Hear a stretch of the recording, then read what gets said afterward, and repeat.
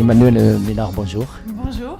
Député de la 6e circonscription de l'Hérault, jeune député, puisque l'élection, je crois, c'était le 18 juin de l'année dernière, donc 7 mois d'activité. Alors, votre sentiment, ce que vous découvrez, l'Assemblée nationale, tout ça, c'est impressionnant, mais j'ai lu dans les statistiques que vous êtes classé 47e au niveau de votre présence, et là, c'est un honneur, hein.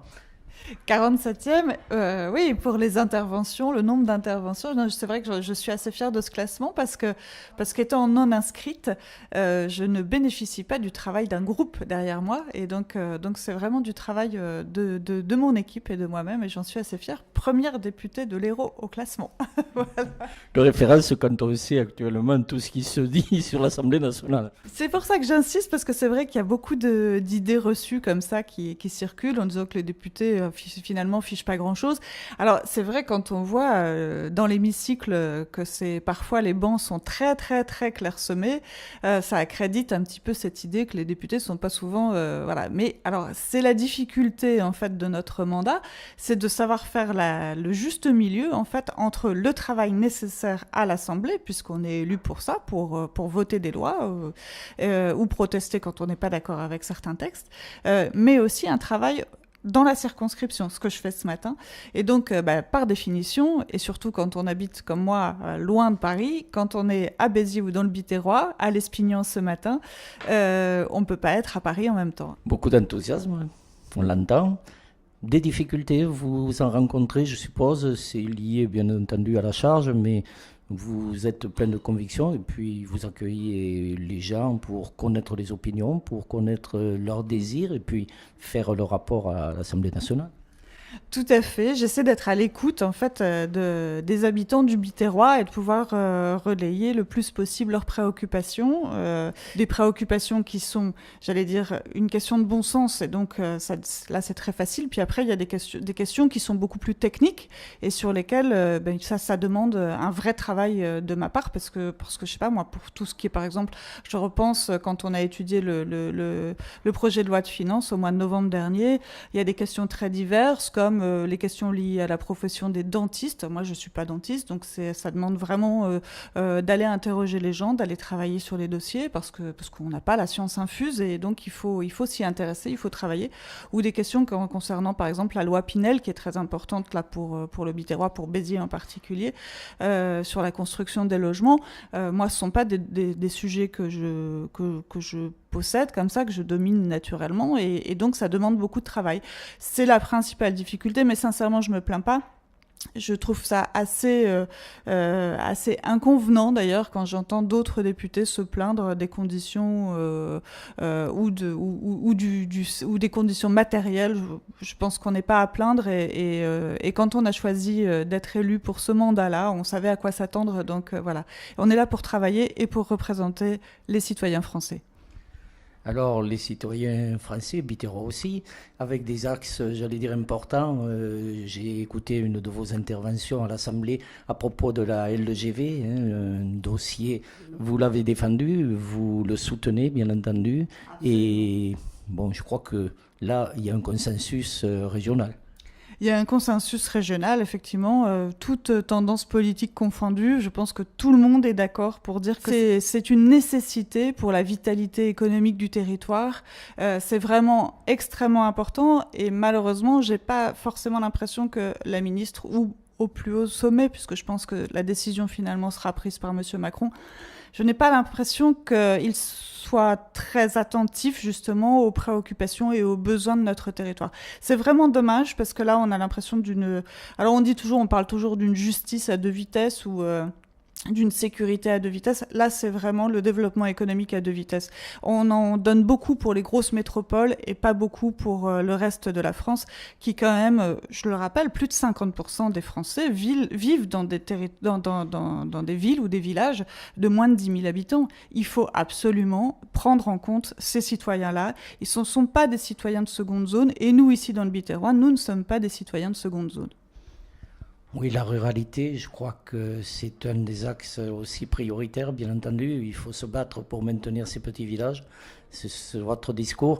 Il y a d'autres grands axes, la précarité, bien entendu, l'emploi sur notre Biterrois, particulièrement en déficit. Tout ça, c'est du travail pour Madame la députée.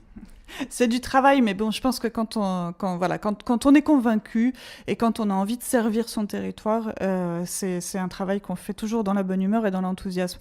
Pour reparler de la ruralité, effectivement, je pense que j'y pense parce que ce matin, j'étais au tribunal de grande instance justement pour soutenir l'ordre des avocats qui craint beaucoup, non pas la fermeture du tribunal de Béziers, la fermeture n'aura pas lieu, mais que par les réformes justement qui auront lieu avec qui sont en cours d'étude. Un rapport doit être remis aujourd'hui à la garde des Sceaux.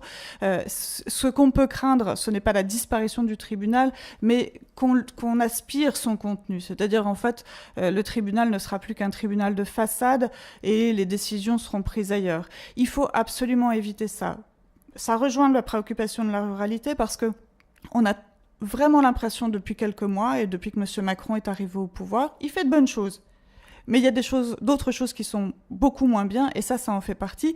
On a l'impression que toutes les décisions, qu'on repart sur une espèce de concentration, où encore une fois, toutes les décisions qui sont prises dans les grandes métropoles, sont prises évidemment à Paris, au détriment des communes qui sont plus petites communes ou moyennes communes et qui sont considérées un peu comme seconde zone.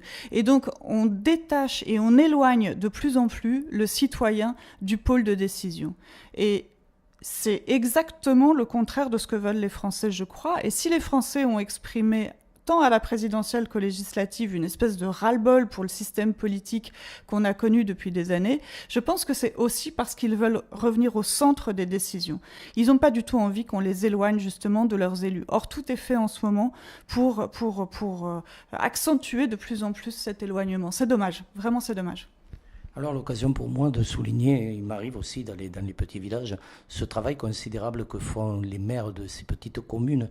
J'allais dire presque qu'il faut être maso aujourd'hui pour être maire d'une petite commune, tellement il y a de charges, tellement il y a de responsabilités et tellement il y a peu d'argent parce que là aussi on peut parler des restrictions budgétaires qui sont faites notamment avec les dotations globales de l'État.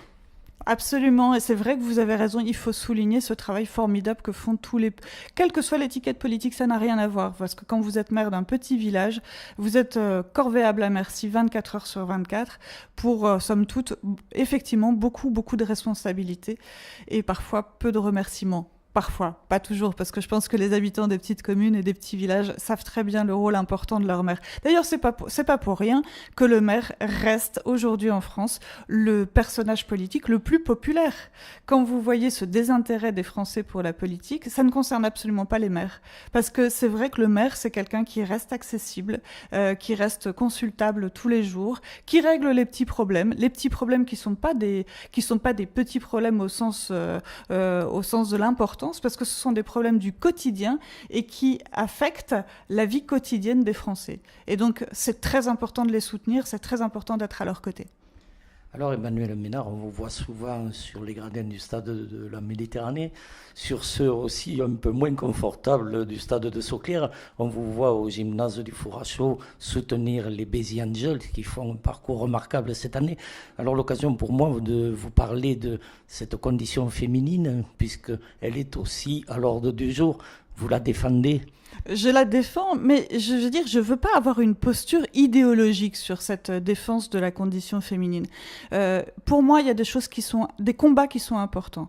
De garantir, évidemment, de lutter contre les violences qui sont faites aux femmes au quotidien, ça me semble un combat évident, qui coule de source et qui est nécessaire et sur lequel il faut rien lâcher. Ça, c'est important. Il y a d'autres combats, comme effectivement l'égalité de la rémunération. Je vois pas pourquoi aujourd'hui en France, à compétences égales, à poste égal, une femme serait moins bien payée qu'un homme. Ça, je pense que c'est un combat, effectivement, qui mérite qu'on s'y attache. Après, il y a franchement d'autres luttes qui me paraissent moins importantes. J'avoue que se battre pour que, en grammaire, on arrête de dire que le masculin l'emporte sur le féminin, ça, franchement, c'est un détail pour moi. C'est pas ça l'important. Donc, il faut relativiser. Il faut se concentrer sur les combats importants et le reste, c'est plus du détail, on va dire. 7 mois à la tête de la députation de cette 6e circonscription. Un premier bilan, des convictions, toujours de l'énergie, on le sent, il n'y a pas besoin de le préciser. C'est quand même harassant par moments. C'est effectivement, on a fini l'année 2017 un peu fatigué, j'avoue, mais bon, on a eu les fêtes pour se ressourcer en famille. Et donc voilà, vous entendez peut-être effectivement au son de ma voix que je suis pleine d'enthousiasme et pleine de dynamisme pour reprendre demain à l'Assemblée, pour défendre mes convictions, mais qui sont pas seulement mes convictions, qui sont les convictions des Biterrois qui m'ont élu.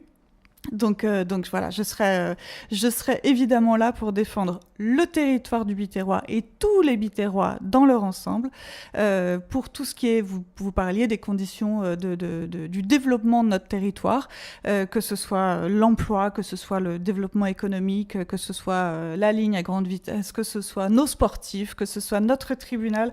Vraiment, tout ça sont des sujets très, très importants. Je n'oublie pas les gardiens de prison, puisque ce matin, ils étaient en grève à la prison du Gasquinois. C'est vrai qu'ils paient eux aussi un lourd tribut dans toutes ces questions de sécurité au quotidien. La police, les pompiers, je n'oublie aucun de ces sujets-là. Alors, il ne me reste plus, Emmanuel Ménard, qu'à vous souhaiter au nom de Radio Ciel Bleu et à mon nom personnel une bonne et heureuse année 2018 avec la santé, bien entendu, en priorité. Et puis, la réussite dans vos entreprises. La défense du Biterrois qui nous tient à cœur. Nous sommes des Biterrois aussi de conviction, d'amour et de passion. Merci pour vos vœux et moi, à mon tour, de vous adresser tous mes vœux pour une merveilleuse année 2018. Pour vous, évidemment, l'équipe de votre radio et puis pour tous vos auditeurs et tous ceux qui nous écoutent en ce moment. Merci. Merci à vous. Merci.